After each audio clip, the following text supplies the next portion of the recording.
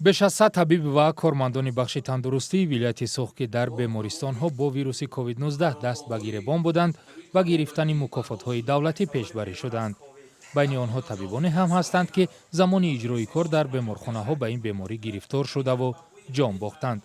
قرار است طبیبان در روز کسبی خود مکافات را از دست رئیس جمهور بگیرند. با گفته مقامات در سوخت 3 طبیب از بیماری کووید 19 فوتیده است.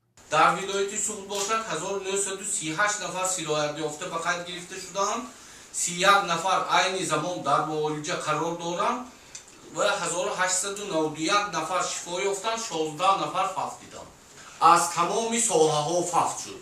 از ساحه‌های معارف و اینچنین از ساحه تندرستی هم نیز فوتان شد که ما از اینها 3 نفر به قید رسمی گرفته شدند که این تصدیق شدگی عموما در ولایت سوخت و چیزی که استاد قید کرده همه آنها قدردانی کرده بشوند. فروخ مقصودزاده میگوید ولایت سوخت با تلفات کم از موج اول این وبا بیرون آمد، ولی در فهرست غیر رسمی قربانیان احتمالی کرونا ویروس و التهاب شش شماره طبیبان در شهر و ناحیه‌های ولایت سوخت بیشتر از آمار رسمی است. تاجیکستان گرفتار شدن شهروندانش با کووید 19 را 30 اپریل اعلان و در کشور کرانتینی نرم جاری کرد.